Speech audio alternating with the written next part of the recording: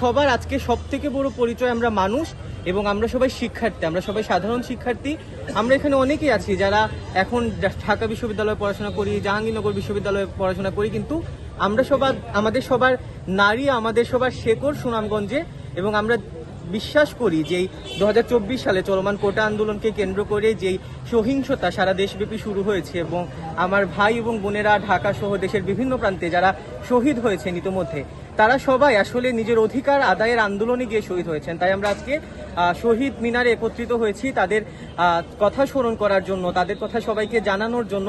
কারণ 71, 52, 70, 69 প্রত্যেকটা আন্দোলনে যারা শহীদ হয়েছেন, বুদ্ধিজীবী যারা আছেন 14 ডিসেম্বরের, প্রত্যেকেই আসলে অধিকার আদায়ের আন্দোলনে গিয়েছিলেন। তারা প্রত্যেকেই অধিকারের কথা বলেছেন। আন্দোলনে গিয়ে কাউকে প্রাণ খোয়াতে হবে এটা কখনোই কাম্য নয়। একটি স্বাধীন দেশে দাঁড়িয়ে তো কখনোই কাম্য নয়। 30 লক্ষ শহীদের বিনিময়ে আমরা স্বাধীনতা পেয়েছি।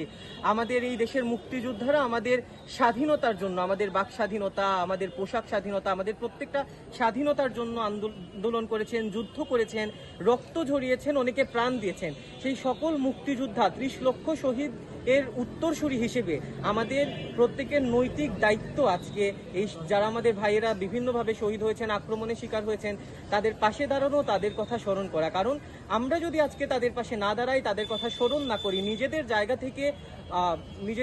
থেকে মাথা উঁচু করে না দাঁড়াই, তাহলে এটা আমাদের স্বাধীনতার সাথে বেইমানি হবে, এটা আমাদের শহীদদের সাথে বেইমানি হবে। তাই আমরা মনে করি আমাদের শহীদেরা যে প্রজন্ম দেখতে চেয়েছিলেন, আমরা সেই প্রজন্ম বানানোর জন্য আজকে একত্রিত হয়েছি।